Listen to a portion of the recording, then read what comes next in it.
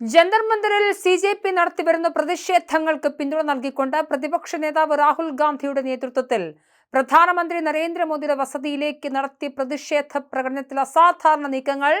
രാഹുൽ ഗാന്ധിയെ അറസ്റ്റ് ചെയ്തു നീക്കുന്നു.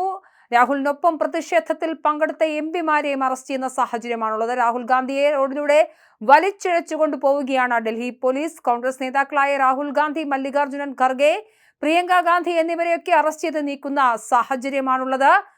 യുവാക്കൾക്കെതിരെ ഇന്നലെ പോലീസ് നടത്തിയ ലാത്തിച്ചാർജിനെതിരായ പ്രതിഷേധം പ്രധാനമന്ത്രിയുടെ വസതിക്ക് മുന്നിലേക്ക് കോൺഗ്രസ് മാറ്റിയതോടെ സംഘർഷാവസ്ഥ ഉണ്ടാവുകയായിരുന്നു. ലോക് കല്യാൺ മാർഗിൽ ലോക്സഭാ പ്രതിപക്ഷ നേതാവ് രാഹുൽ ഗാന്ധിയുടെ നേതൃത്വത്തിൽ അതിശക്ത പ്രതിഷേധം ഉയർന്നതിന് പിന്നാലെ കേന്ദ്ര സർക്കാർ നടത്തിയ അനുനയ നീക്കം പാളിയതോടെയാണ് സ്ഥിതി കൂടുതൽ സങ്കീർണമായത്. രാഹുൽ ഗാന്ധി ജനങ്ങളോട് സമരത്തിനിറങ്ങാൻ ആഹ്വാനം ചെയ്തിരുന്നു.